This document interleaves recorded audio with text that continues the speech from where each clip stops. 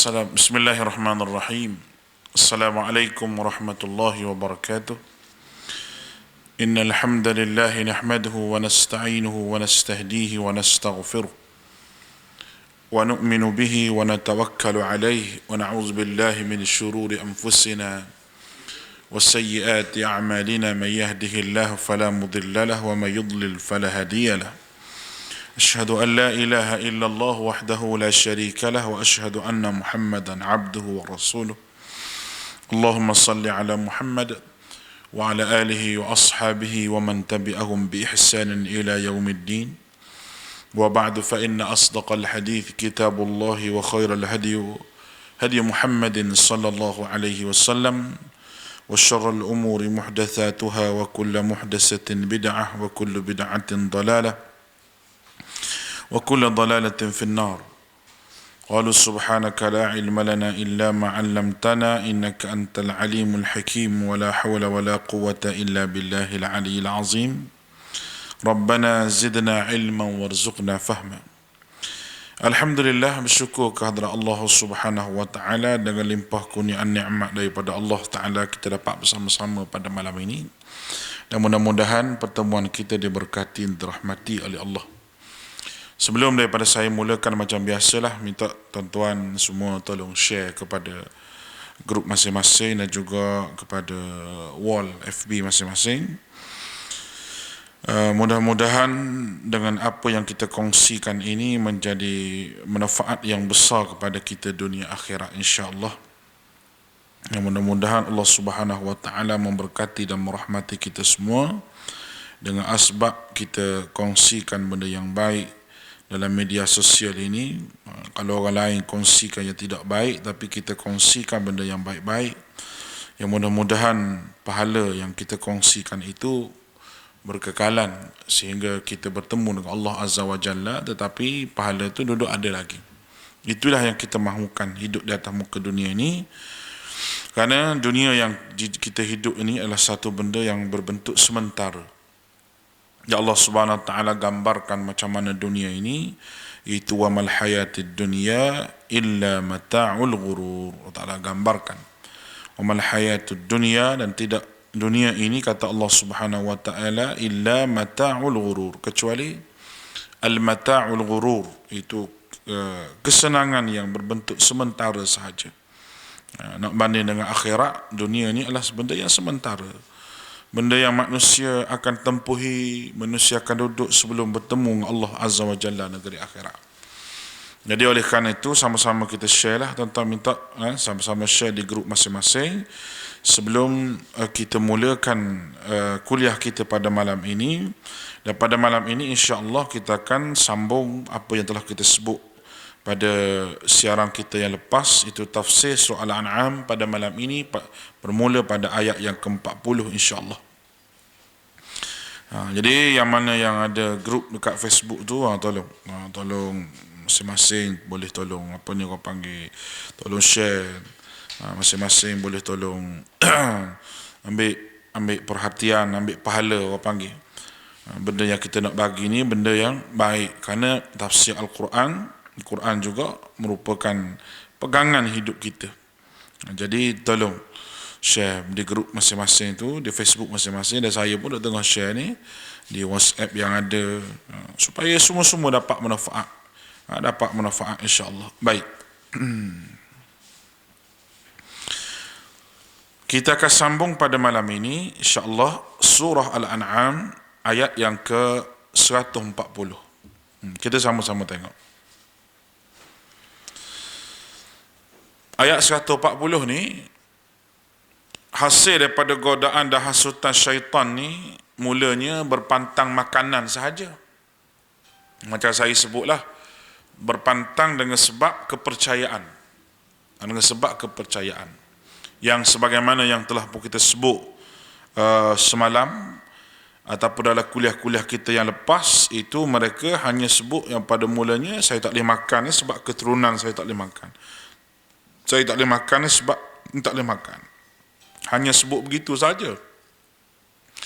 Tapi lama kelamaan benda tu telah pun menjadi satu bahan untuk syaitan mengheret manusia.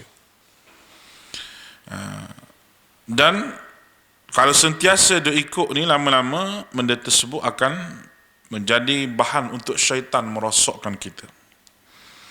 Mula nampak macam okey, tak ada masalah, tapi lama kelamaan dia akan mengheret-heret kita sehinggalah kita kata benda ni tak boleh makan dengan sebab kepercayaan kita.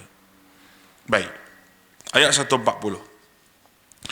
A'udzubillahi minasyaitonir rajim. Qad khasira alladhina qatalu awladahum safahan bighairi ilmin wa harramu ma razaqahumullah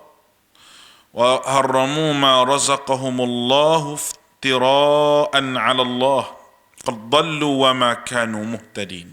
Baik. Qad khasira alladhina qatalu awladahum. Sungguhnya rugilah orang yang membunuh anak-anak mereka. Saya telah sebut semalam bagaimana orang yang takut anak ramai, takut rugi. Takut anak ramai, takut tak ada rezeki. Itu di antara benda yang manusia fikir. Lalu Arab jahiliyah ni, dia pun bunuhlah anak dia. Enggak sebab dia bunuh anak perempuan tu bukan sebab apa pun. Sebab bagi dia pelihara anak perempuan ni tidak ada manfaatnya. Manfaatnya tidak ada, dia kata. Beri makan, pelihara sampai satu waktu dia pun ikut apa ni orang panggil sampai satu waktu dia ikut suami dia, maka tak perlu, dia kata, nak pelihara. Itu di antara benda yang disebut oleh puak Arab musyrikin Mekah itu sendiri. Baik. Kemudian sesungguh rugilah orang yang membunuh anak-anak mereka itu. Tetapi bukan semua puak Arab ni bunuh anak mereka tu. Dikatakan bahawa ada beberapa puak sahaja yang buat benda yang berbentuk pembunuhan pada anak tu. Puak Quraisy tidak ada. Tidak ada yang melakukan perkara sedemikian pada orang Quraisy. Sebab tu kisah Sayyidina Umar menanam hidup-hidup anak-anak dia, anak perempuan dia, tidak benar sama sekali, kerana riwayat itu dimari daripada Syiah. Sayyidina Umar bagaimana difitnah mereka oleh Syiah, di antaranya bahawa Sayyidina Umar menanam anaknya hidup-hidup. Dia tanam anak dia hidup-hidup. Maka kisah tersebut adalah kisah yang diriwayatkan daripada perawi Syiah. Tidak betul sama sekali. Baik.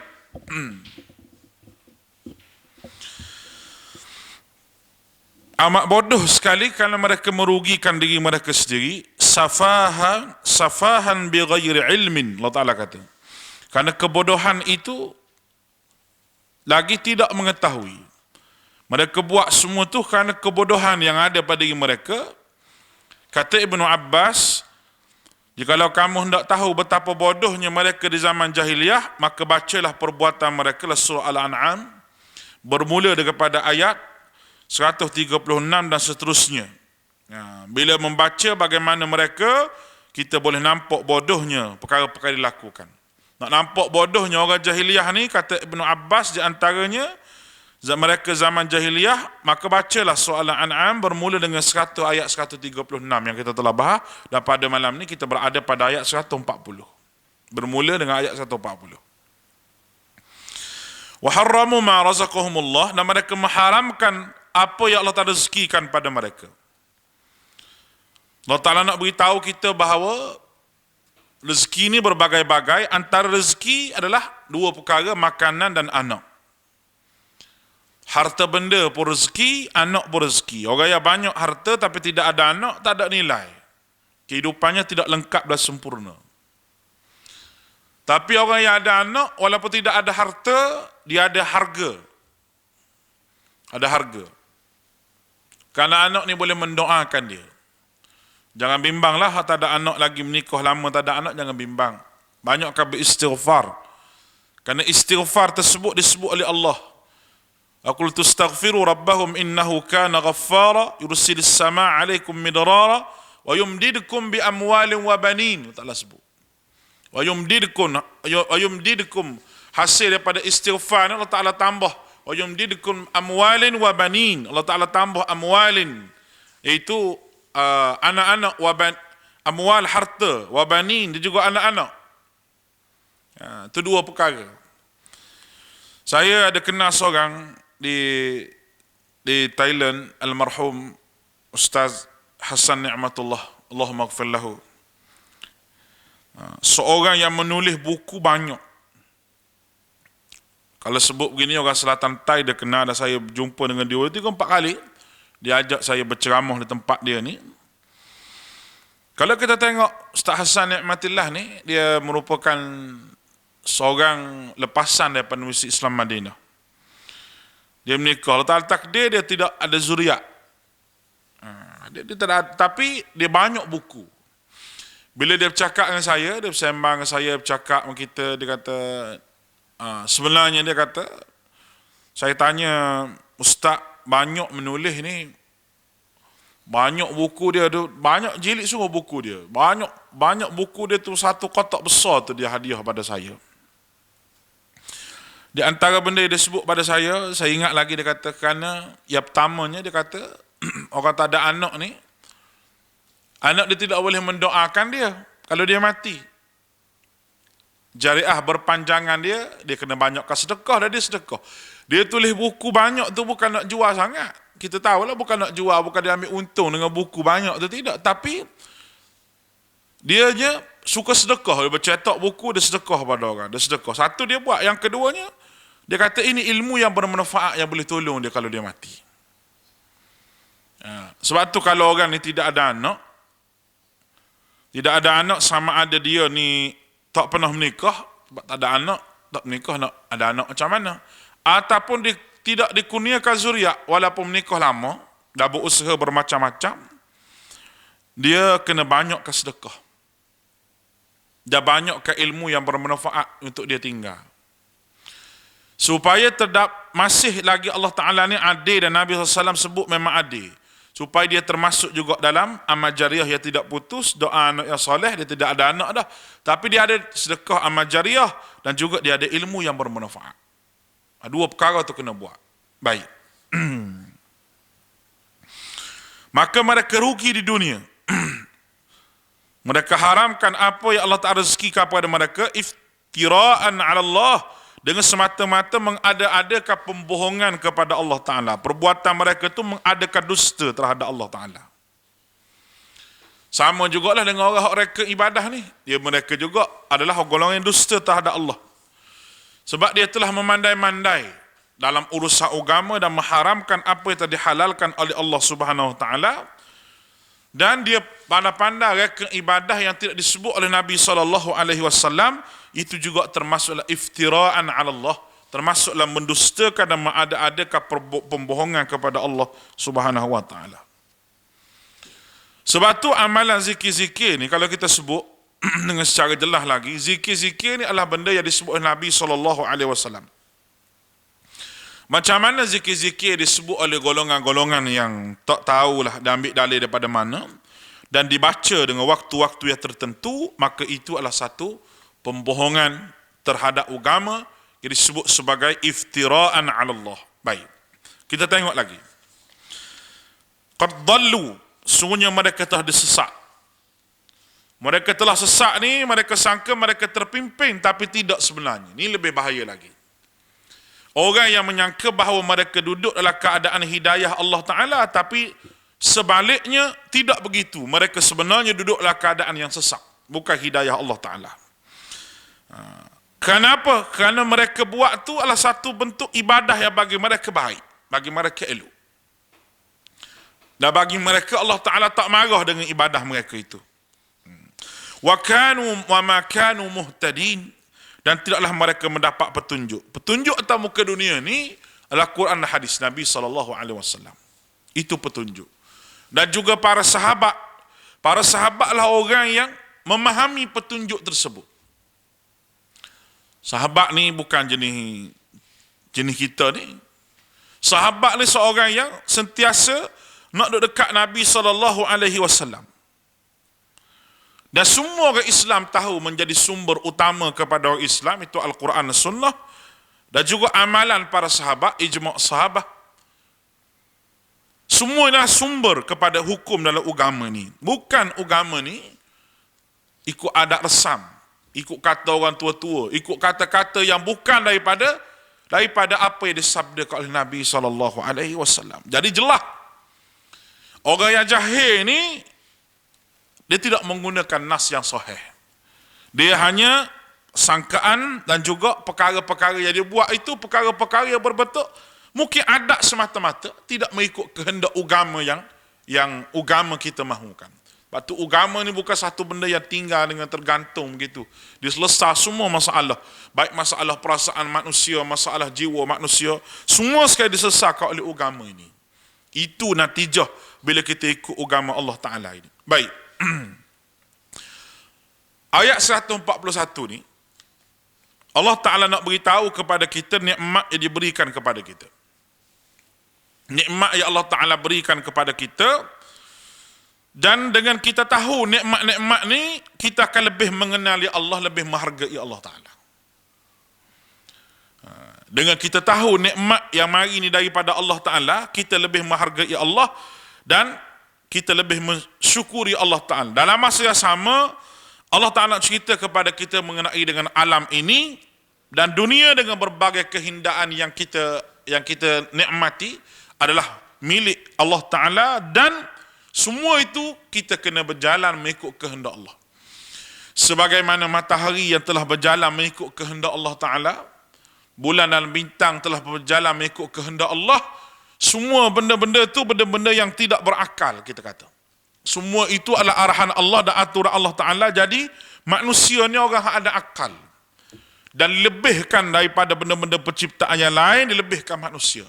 Jadi kalau bulan, bintang tidak ada apa tu pun boleh mengikut perintah Allah Ta'ala, bumi, angin, semua mengikut kehendak Allah Ta'ala, maka dalam ayat ni Allah Ta'ala cerita tentang tumbuh-tumbuhan yang Allah Ta'ala ciptakan untuk kita. Baik, kita tengok.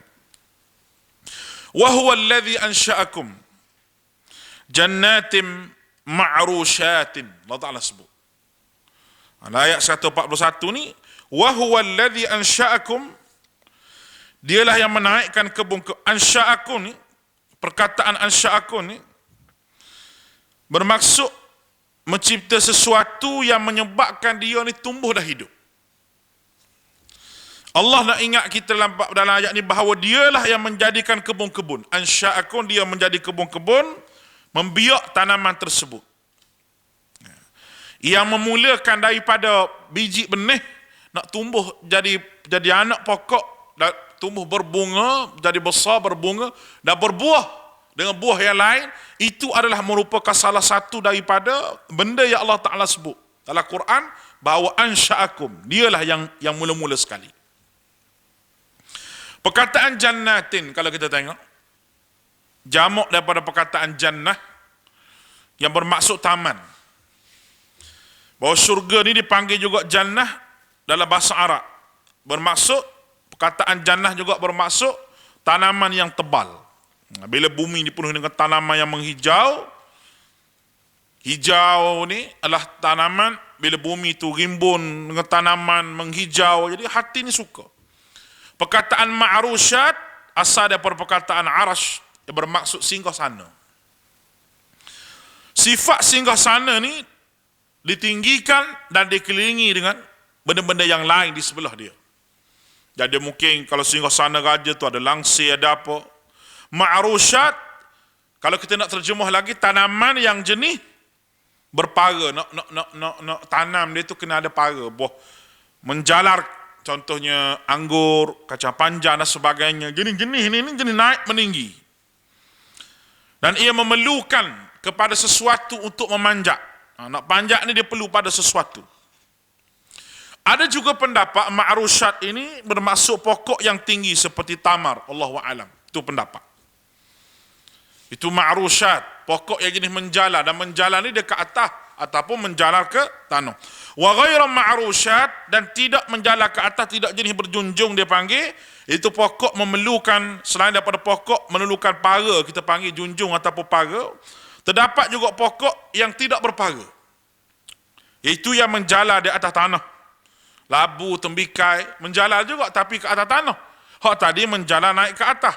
wan nakhlu waz zar'u mukhtalifan ukuluhu. Allah Ta'ala sebutlah Quran, pohon kurma dan tanaman yang bermacam-macam jenis pengeluarannya. Buah-buah biji dikeluarkan tanaman daripada jenis, warna, rasa.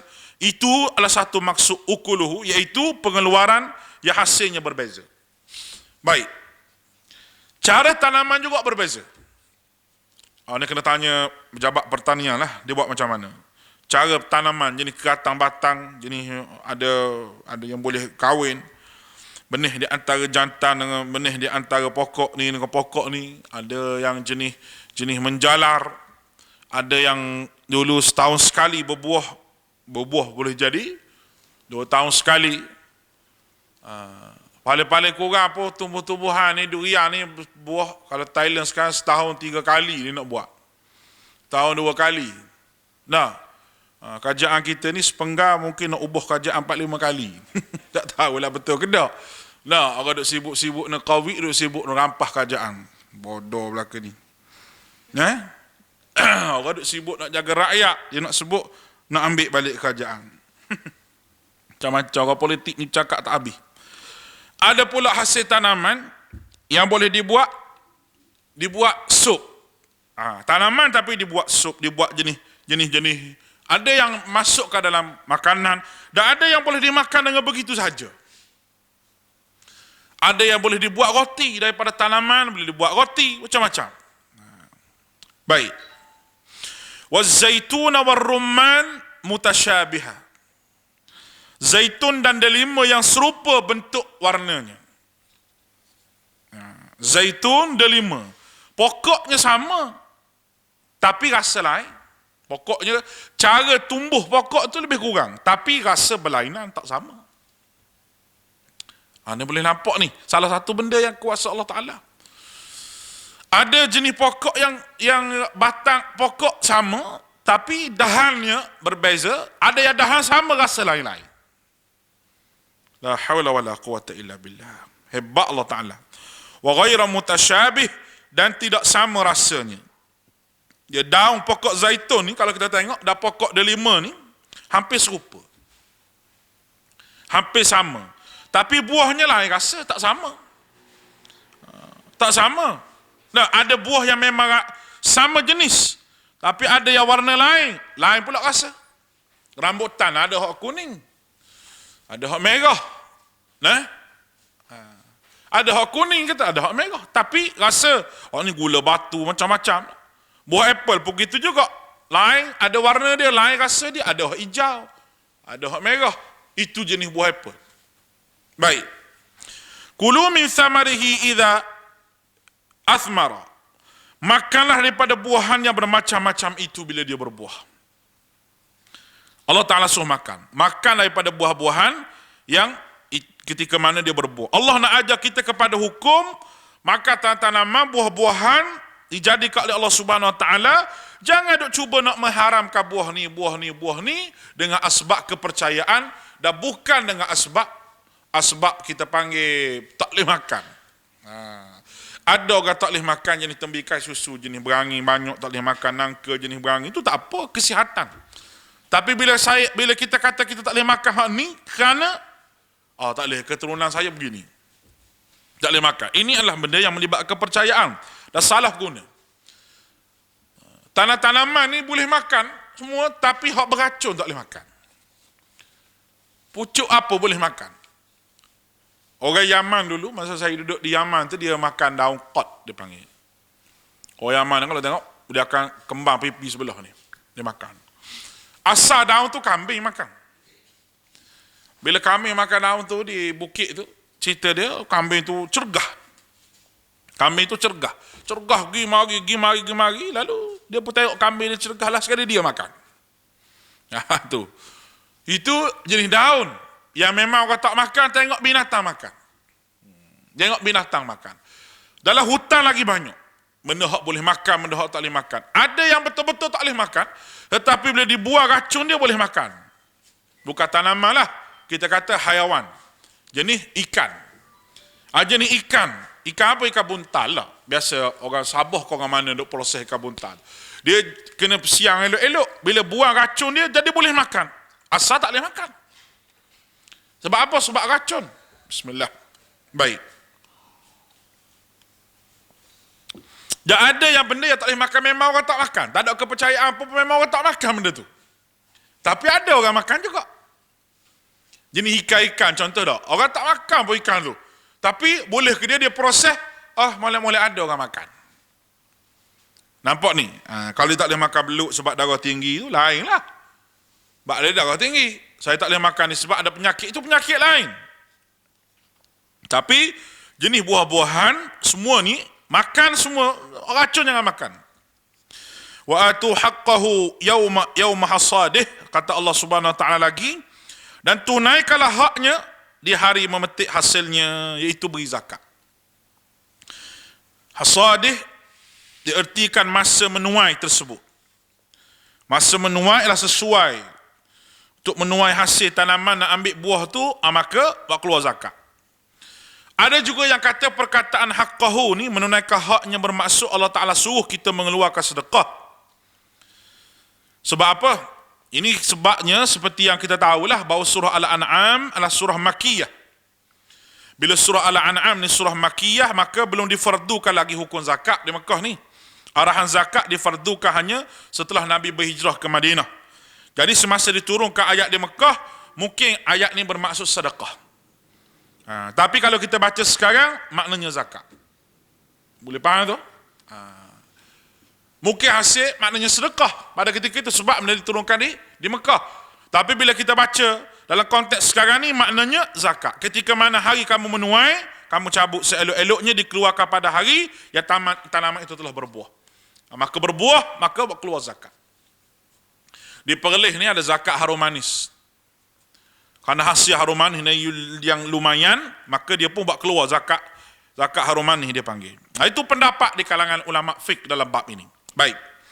Wala tusrifu, dan jangan kamu berlebih-lebihan. Jangan kamu tidak mengeluarkan zakat bila sampai masanya. Berlebih-lebihan di sini juga bermaksud bahawa berlebih-lebihan dalam menggunakan hasil tanaman kamu sampai kamu lupa bahawa kewajipan kamu mengeluarkan zakat ataupun bersedekah. Ayat ni nak beri peringatan kepada kita dan kepada semua petani ni yang menuai hasil mereka, yang mungkin mereka dapat hasil setahun sekali. Tapi ayat ni juga boleh kata wala tusrifu ni, maknanya bila dapat hasil setahun sekali, maka hasil tersebut kena gunakan dengan baik, jangan membazir. Sebab nak makan jangka masa setahun. Bila tidak membazir, maknanya beli benda yang perlu sahaja, bukan benda yang mahu, benda yang nak. Saya telah sebut hurai panjang dalam kuliah saya sebelum pada ni, di antara kemahuan dan keperluan hidup kita. Kita diminta supaya ambil benda yang perlu bagi kita, bukan kemahuan kita. Kalau kemahuan ni, banyak benda yang kita mahu. Bukan sikit banyak benda yang kita mahu. Kita nak ni banyak perkara. Nak tu, nak ni, nak tu. Apa yang kita nak, banyak sekali. Tapi kita nak sekarang ni apa yang kita perlu. Perlu ataupun tidak benda ni. Kalau tak perlu, kita buang jauh-jauh. Tak perlu lagi masa ni. Mungkin perlu masa yang akan datang. Bila manusia boleh menilai di antara keperluan dan kemahuan hidup dia, maka dia jadi manusia yang mementingkan kehidupan ini ahsan, yang terbaik.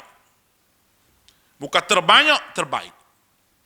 Kereta sampai 4, 5, 6 buah, perlu, tak perlu, jual. Rumah sampai puluh-puluh buah, perlu, tak perlu, jual. Tanah sampai berekar-ekar, perlu, tak perlu, jual. Boleh nampak tu? Walaupun jadi aset, orang kata, aset akan datang. Kita bagi pada anak-anak kita siap-siap tempat tinggal apa semua. Kalau dia nak cari harta lebih, bagi modal pada dia, suruh dia berniaga. Bukan dengan cara kita biarkan harta kita begitu, kalau kita mati, anak kita bergaduh sama-sama kita. Ini adalah benda yang salah kita hidup atas muka dunia sebagai hamba Allah Ta'ala. Orang panggil kita gagal menguruskan harta kehidupan kita ini. Bila Allah Subhanahu Wa Ta'ala bagi harta kepada kita, satu nikmat kepada kita. Bila Allah Ta'ala bagi harta ni. Tapi nikmat tu boleh jadi bala besar kepada kita apabila kita tidak menggunakan dengan baik. Baik. Dan jangan berlebih-lebih juga pada perkara yang keperluan. Mereka sebut tadi, contoh baju-baju, keperluan. Pakai baju mahal-mahal. Sampai jadi benda yang orang panggil, tak sepatutnya lah. Tak sepatutnya.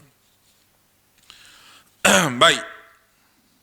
Dan juga bermaksud jangan kita belanja ke arah dosa.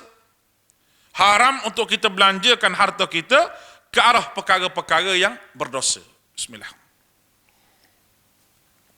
Kenapa? Innahu la yuhibbul musrifin. Allah tidak menyukai orang-orang yang berlebih-lebihan. Berlebih-lebihan Allah Ta'ala tak suka. Jadi pada ayat ni, ayat yang kita baca ni 141 ni, boleh kita faham bahawa apa yang kita faham dalam ayat ni itu Allah Ta'ala sebut beberapa perkara. Boleh kita simpulnya 141 3 perkara. Yang pertama, Allah Ta'ala kata makan hasil tanam-tanaman. Jangan kita tak makan hasil-hasil tanaman. Dan ada orang yang tidak makan sedap-sedap di atas muka dunia ni. Kena makan. Nabi juga makan. Ada orang yang betapa dalam bukit tak makan semua tak makan apa, dia makan biji jagung tu je. Tak betul. Makan, letak suruh makan, tapi jangan lebih. Yang kedua, tunaikanlah zakat bila sampai masanya. Hak Allah Ta'ala. Zakat ni merupakan hak Allah Ta'ala. Keluarkan kepada mereka yang memerlukan. Siapa yang perlu, Allah Ta'ala telah gariskan siapa yang perlu dalam bab hak Allah Ta'ala ni. Baik. Yang ketiga, jangan berlebih-lebihan. Berlebih-lebihan bukan sahaja kehidupan dunia. Berlebih-lebihan adalah agama pun tidak dibenarkan. Bila manusia nak cari berlebihan dalam agama, dia akan cari dalil, dia akan cari benda yang tidak ada dalil sebab nak lebih. Kerana dalam beragama ni benda yang tetap ke Allah Subhanahu Wa Taala kepada Nabi tetap. Tak boleh kurang, tak perlu lebih. Ini adalah ajaran agama yang diajar Nabi kita SAW. Ayat 142. Wa minal an'ami hamulatan wa farshan kulu mimma razaqakumullahu wa la tattabi'u khutuwatis syaitan innahu lakum aduwwum mubin. Baik. Wa minal an'am, Allah Ta'ala sebut perkataan hamulatan. Dan di antara binatang ternak itu ada yang dijadikan untuk pengangkutan. Baik. Dalam masyarakat Arab, mereka yang mempunyai binatang ternak ni dikira satu benda yang nikmat. Kerana banyak benda dia dapat. Dia dapat minum susu, dia dapat buat angkut barang. Itu sifat binatang ternakan. Allah Ta'ala sebut begini ni kerana ayat yang kita baca sebelum ni, mereka telah mengharamkan apa yang Allah Ta'ala halalkan. Contoh unta yang dia buat musafir jauh-jauh tu, dia lepas begitu saja, mati dengan begitu saja. Dan unta yang telah bunting, anak yang kembar yang kita sebut kemarin, yang mana telinganya telah pun dikerak, unta jantan yang berjaya membuntingkan unta betina 9 kali, dia kerak telinga dan dia biar begitu saja. Yang kita sebut dah kemarin, bahirah, ham, itu di antara istilah yang digunakan oleh orang Arab jahiliah pada ketika itu. Lalu ayat nak beritahu bahawa sebenarnya binatang ternak yang kamu ada tu nikmat yang besar bagi kamu.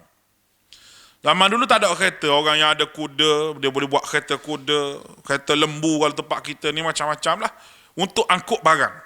Wa farshan, dan ada binatang yang kecil untuk disembelih. Farshan ni daripada kalimah farasha maknanya yang dekat dengan tanah. Binatang ternak juga yang kecil, daripada digunakan untuk tunggangan. Binatang ternak orang tak menunggang benda tu, orang ambil manfaat sembelih saja. Binatang apa tu? Ayam, itik, angsa. Tu jenis begitu. Jenis ni juga jenis yang boleh kita ambil manfaat dia. Nak tunggang tak boleh, tapi manfaat dia ada. Apa dia manfaat dia? Boleh dimakan, disembelih. Dan disembelih tersebut, Allah Ta'ala tersebut bahawa sembelih dengan nama Allah. Sembelih ikut kaedah cara, dua perkara. Halqum dan orak tepi ni. Mesti putus. Dan saya telah sebut bincang sebelum pada ni, macam mana ada adab apabila kita sembelih, kita duduk dalam negara yang kafir, negara yang bukan daripada orang Islam.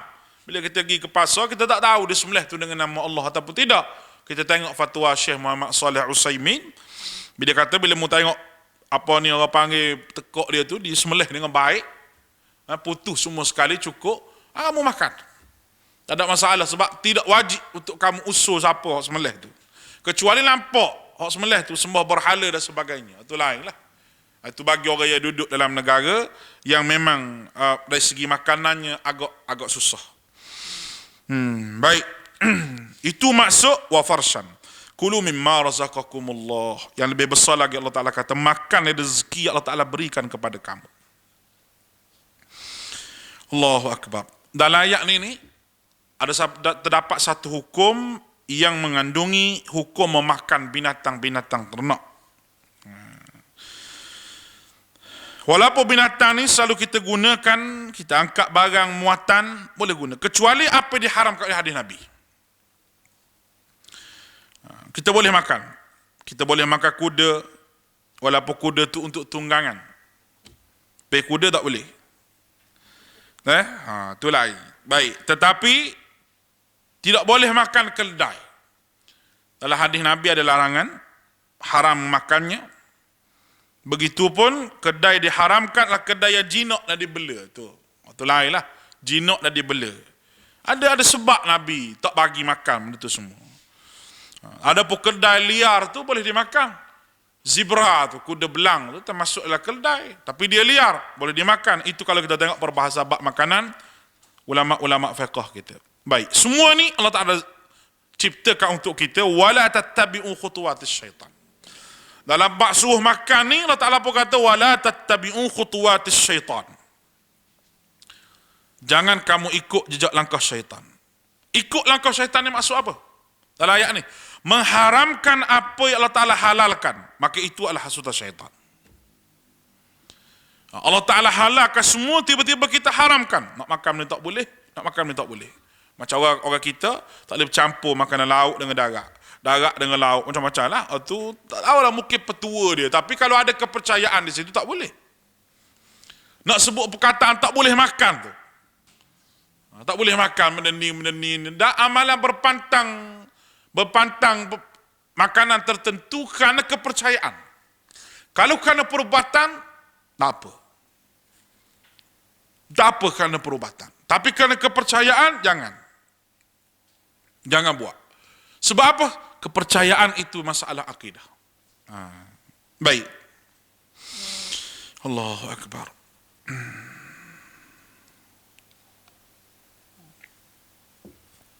Innahu lakum aduwwum mubin. So syaitan itu musuh kamu yang nyata. Cuba tengok. Allah Ta'ala sebut aduwwum mubin. Musuh ni, kadang-kadang lah, musuh kita ni tak beritahu dia itu musuh kita. Musuh ni dua jenis. Ada hak jenis beritahu dan nampak permusuhan tu. Tapi jaranglah hak gitu. Boleh kata jarang sangat nak kata kita ni musuh dia. Dan nak mengaku memang aku musuhmu. Jarang. Orang yang bermusuh kita kadang-kadang, istilah yang saya gunakan, duduklah selimut kita sendiri. Tapi musuh. Nampak ni? Tak musuh apa? Molek-molek duduk di sini, lompak situ. Lompak sini, mari sini. Tak tahu, tak ada pendirian. Nampak ke ni? Tak ada pendirian. Maknanya, dia tu boleh jadi kawan kita, tapi boleh jadi musuh. Dulu jadi musuh, lepas tu jadi kawan. Tak tahu. Itu istilah musuh lah, orang bermusuh kita ni. Cuma, apabila dia permusuhan yang melampau, dia nampak sangat kita, dia bermusuh kita. Bila kebencian yang melampau lah diri ini, nampak terang-terang bahawa dia bermusuh. Macam-macam lah dia buat ni, dia buat tu. Dia ni, dia kata, nak cari hal dengan aku, kita kata. Dia sendiri musuh. Tapi syaitan ni, kalau kita tengok iblis ni, iblis telah berjanji nak bermusuh dengan kita. Iblis berjanji nak bermusuh dengan kita. Dan kalau kita tengok perkataan iblisnya, bahawa aku akan menyesatkan keturunan kamu sampai bila-bila. Maknanya, dia bagi tahu dia tu musuh. Dan dia beritahu kerja apa yang dia buat untuk kita bermusuh dua orang ni. Jarang sekali musuh tamu ke dunia ni, musuh kita beritahu bahawa saya nak buat pada awak begini-begini sebab saya bermusuh dengan awak. Tak. Allah panggil sulit. Mesyuarat sulit. Mesyuarat sulit. Mesyuarat sama-sama dia. Untuk apa? Sebab dia musuh kita. Syaitan tak mesyuarat tak apa tidak. Syaitan terus bagi tahu. Adam musuh aku. Dan Allah Ta'ala kata, inna syaitana lakum aduun fattakhidhuhu aduwa. Syaitan ini musuh kamu yang sebenar-benarnya. Maka kamu kena ambil dia sebagai musuh. Bukan sebagai kawan. Bukan sebagai tempat berlindung. Bukan sebagai tempat meminta. Kamu betul-betul kena ambil dia sebagai musuh. Itu maknanya musuh. Kita kena faham tu. Bila Allah Ta'ala kata innahu lakum aduwwum mubin, syaitan ini musuh kamu yang nyata, dah kita kena tahulah bahawa syaitan ni sebut musuh aku ni musuh kamu, lalu nak suruh kita berhati-hati. Allah Ta'ala pun sebut lagi nak suruh kita berhati-hati. Allah Ta'ala sebut lagi syaitan ni musuh yang nyata, perancangan syaitan, apa yang syaitan nak buat, apa yang disebut oleh syaitan di akhirat, semua dia bagi tahu betul-betul satu-satu. Malangnya ada juga manusia ikut syaitan juga. Allahu Akbar. Baik. Ayat 143, ayat ilas pada malam ni insya-Allah. Samaniyat azwaj wa min samaniyat azwaj من الضأن اثنين ومن المعذ اثنين قل الذكر حرم أم الأنثيين أما اشتملت عليه أرحام الأنثيين نبئوني بالعلم إن كنتم صادقين. Coba tengok ayat ni. Thamaniyat azwaj, iaitu 8 binatang yang berpasangan. Allah menjadikan 4 jenis binatang yang berpasangan. 4 pasang jadi 8 jenis binatang semuanya. Perkataan azwaj makna pasangan. Azwaj ni maknanya saling melengkapi antara satu sama lain. Sebab tu kita sebut isteri ni zaujah, sebab dia melengkapkan kehidupan kita. Kalau isteri itu tidak melengkapkan kehidupan kita, buat serabut kita, orang panggil hantu raya. Bukan isteri tu. Suami pun begitu juga. Kalau jadi bukan melengkapkan kehidupan, dia panggil hantu, bukan suami. Dia mesti zauj. Azwaj makna pasangan suami isteri yang melengkapi antara satu sama lain. Wa min ad-dha'n ithnain. Sepasang ad-dha'n ni domba ataupun kita panggil kibas. Kibas jantan betina. Besar sikit daripada kambing. Binatang yang kecil dan ada bulu. Ad-dha'n ithnain. Wa minal ma'dh ithnain, dari kambing 2. Bermaksud sepasang kambing jantan betina. Kul adzakara harrama, katakanlah apakah dua yang jantan diharamkan oleh Allah? Ni kita kena faham maksud dia. Adakah benar maknanya Allah Subhanahu Wa Taala telah mengharamkan maka kibas jantan dan kambing jantan ni? Ini retorik orang panggil. Satu retorik daripada Allah Ta'ala nak tanya pada musyrikin Mekah. Benar ke, betul ke Allah Ta'ala mengharamkan 2 jenis makanan ni? Seolah-olah tanya, kenapa ada pengharaman yang jantan? Sedangkan sama je jantan dengan betina. Yang musyrikin Mekah buat pandai-pandai nak meletak hak ni haram, hak ni halal, nak beza di antara jantan betina. Lepas tu ada pula yang ni perempuan boleh makan, laki-laki tak boleh makan, kita sebut dah semalam. Hak ni perempuan tak boleh makan, lelaki saja boleh makan. Betul ke begitu? Amil unthayain, ataupun 2 betina, ataupun Allah Ta'ala pernah mengharamkan memakan betina, kenapa pula nak haram makan yang betina? Sebab apa? Ini soalan dari Allah Ta'ala. Sebab apa? Amma shtamalat alaihi arhami unthayain, ataupun ada yang dalam kandungan 2 betina itu. Allah Ta'ala sebut lagi, tanya lagi. Hak dalam kandungan macam mana pula? Yang kamu kata ayat semalam, Hak kandungan tak boleh makan bagi perempuan. Kalau mati kalau sembelih ada kandungan, ada anak lah kandungan tu, tak boleh makan bagi perempuan. Itu hukum yang kamu buat. Lepas daripada Tuhan tanya, orang panggil tanya dengan tekan. Tanya dengan tekan. Tanya, torture dia panggil. Tanya tu bukan tanya saja, bukan tanya macam kita tanya ni. Ni berapa, macam nak beli sayur apa tidak. Betul ke gini? Yang mu kata gini betul ke? Mana dalil apa kau panggil sandaran yang kamu sebut begini? Sebab tu lepas daripada ayat ini Tuhan kata apa? Nabi'uni bi'il, terangkan kepadaku agar dengan berdasar kepada pengetahuan. Mana-mana dalil. Allah tanya mana dalil. Tiba-tiba hari ni bila kita sebut awak buat ni mana dalil? Wahbi. Sebab apa? Sebab tanya dalil. Allahmu ni. Jangan buat perangai musyrik Mekah begitu. Nah, jangan buat perangai musyrik Mekah ni. Kita orang Melayu, duduk Malaysia sahaja lah. Apa nak jadi perangai macam musyrik Mekah ni? Bismillah. Mana dalil? Yang mu kata, hak ni jantan saja boleh makan, betina saya tak boleh makan. Hak ni ada jantan, ada betina. Hak ni makanan untuk perempuan, hak ni makanan untuk lelaki.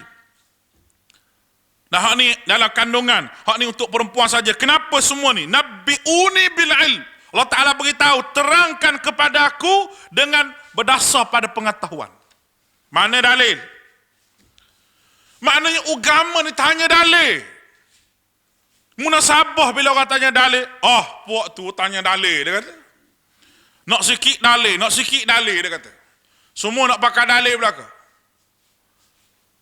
Nak pakai dalil semua letih hidup kita. Bukan menjadi pertanyaan para sahabat, dia kata tanya dalil. Tu dia kata gitu. Sahabat nak tanya dalil apa? Dalil depan mata dia. Nabi tu sebagai dalil bagi dia. Dan Nabi mati dah, kita tanya dalil lah nak tahu hak Nabi ke tak. Saya tak kerti puak ni, makan apa yang tak kerti ni? Makan apa yang tak kerti ni? Kalau makan biskut tawar pun cerdik lagi. Ni makan apa yang tak kerti ni? Bila orang tanya dalil mana? Wahabi ni. Pesan pula. Kalau ustaz-ustaz tanya dalil, jangan duduk mengaji dengan dia. Semua benda nak dalil letih. Allahu Akbar. Saya pernah sebut seorang bercakap, dia kata awak mari dalil dulu. Dia kata teruk nak mari dalil. Semua nak mari dalil teruk, dia kata la ilaha illallah. Ni soal agama dan ibadah mesti kena ada dalil lah. Sebab nak rujuk pada Nabi, paling kurang nak qiyas dengan apa, nak qiyas dengan apa. Yang awak kata khutbah raya tu 2 kali, nak qiyas dengan apa? Imam Nawawi kata kita qiyas dengan solat Jumaat sama, illah dia serupa. Maka boleh qiyas. Ni matlamat tujuan tak serupa nak qiyas juga. Itu bukan qiyas betul tu, kau panggil qiyas syaitan kau panggil. Bukan qiyas betul tu. Sebab apa? Sebab nak matlamat ke arah bid'ah, nak cari dalil juga, nak qiyas juga. La hawla wala quwata illa billah. In kuntum sadiqin, mudah jika kamu benar, sila.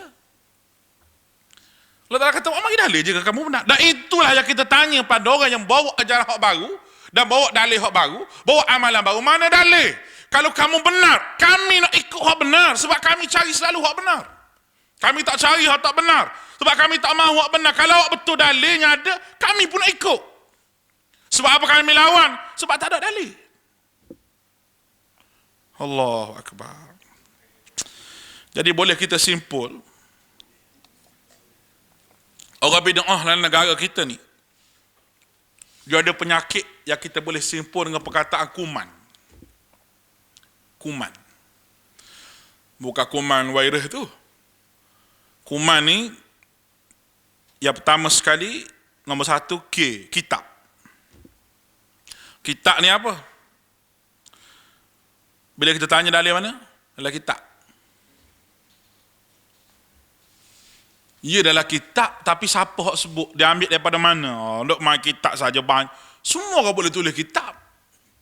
Tapi dia punya penulis tu macam mana? Dia mesti ada perawi dia. Kalau Bukhari ada perawi dia, Muslim ada perawi dia, dia mesti ada. Ambil daripada mana? Dasar daripada mana hak kitab semua? Kita tak payah cakap banyak tu semua dah, tapi dalam kitab dah ada dah. Dia nak lawan lagi dalam kitab. Tu pertama, kitab. Yang kedua dia guna, awak ambil di mana ni? ulama ataupun ustaz dulu, ulama dulu bincang lama dah. Ustaz tu sebut, ustaz ni sebut, kita tak payahlah buat pandai-pandai diri kita lebih pada ulama. Tu dia. Dulu tidak ada lagi hari haul dia panggil, hari sambut ni, duduk di kubur tak ada dah. Saya tengok gambar ni ada dah di Terengganu. Kubur Tok Ku apa, Tok Ku tu tak salah, dia mati dah. Tapi orang tu menghidupkan kembali ziarah di kubur, duduk minta istighasah dan sebagainya. Sebab apa? Ulama sana buat, ulama ni lama dah, ulama sudah bincang lama ni. Ini hujah. Bagi mereka hujah, tapi bukan hujah sebenarnya. Penyakit. K-U. Yang kedua M. Yang ketiga M. Majority dia pakai. Majority. Kita nak jawab majority dengan ayat surah Al-An'am ayat 116 kita sebut dah lepas sebelum pada ni. Bahawa majority tak boleh pakai. Kalau majority boleh dipakai, majority yang disandar kepada dalil baru boleh pakai. Tapi semua hak majority lah Quran ni, orang panggil bagai tak pakai kerja belaka. Semua.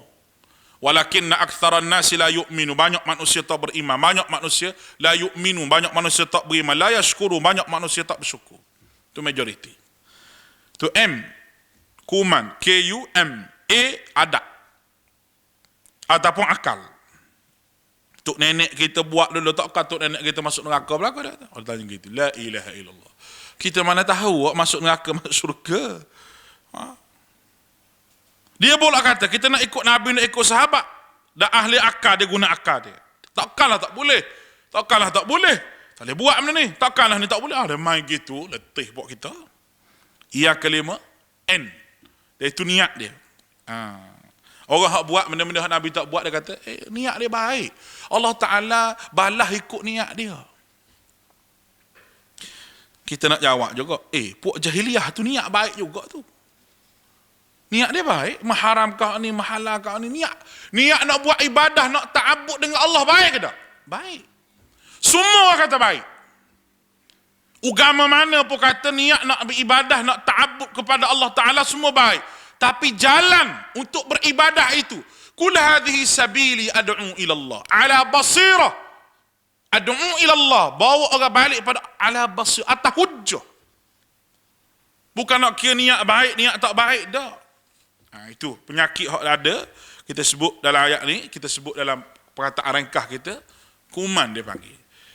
Dia rujuk pada kitab, tak merujuk pada Nabi. Kalau dalam kitab tu dia pakai sungguh-sungguh, apa hak kitab tu pegang lebih pada hak Nabi lagi, ataupun kalam-kalam ulama yang mana kalam tersebut tak sama dengan Nabi, tapi dia pakai kalam untuk guru dia, ataupun majoriti, ataupun adat, ataupun akal, dan juga niat baik. Dia kata apa salahnya niat baik, itu hujah-hujah yang dikeluarkan pada orang yang cuba untuk nak buat satu amal ibadah yang baru. Baik, sebab tu saya sebut dah daripada awal lagi, kita kena faham beza di antara khilaf dengan perkara yang baru. Perkara tu kita kena faham. InsyaAllah kita sambung esok tafsir ayat 144. Esok insyaAllah 44 ni dia sambungan pada ayat tadi. Dia ada wamil ibid, dan unta sepasang dan lembu sepasang. Allah Ta'ala tanya lagi. Lepas tu Allah Ta'ala tanya suatu soalan yang orang panggil nak perli. Adakah masa aku buat tu hukum haram halal tu ada sekali sama dengan aku? Tu soalan tu teruk tu. Adakah masa aku buat lembu betina, jantan betina tu, aku nak kata dia ni halal, dia ni haram, mu bersyarikat, mesyuarat dengan aku nak mengharamkan benda tu? Itu kita bincang esok tu. Sedap ayat Allah Ta'ala ni. Boleh ditekan satu ayat tu, terduduk orang lawan. Sebab tu bila kita guna hujah Quran ni, kita akan lebih nampak benarnya agama yang dibawa oleh Nabi kita Muhammad SAW. Kita lebih meyakini kalam Nabi SAW. Wallahu a'lam, insyaAllah kita sambung pada esok. Aqulu qawli hadha astaghfirullah. Wassalamualaikum warahmatullahi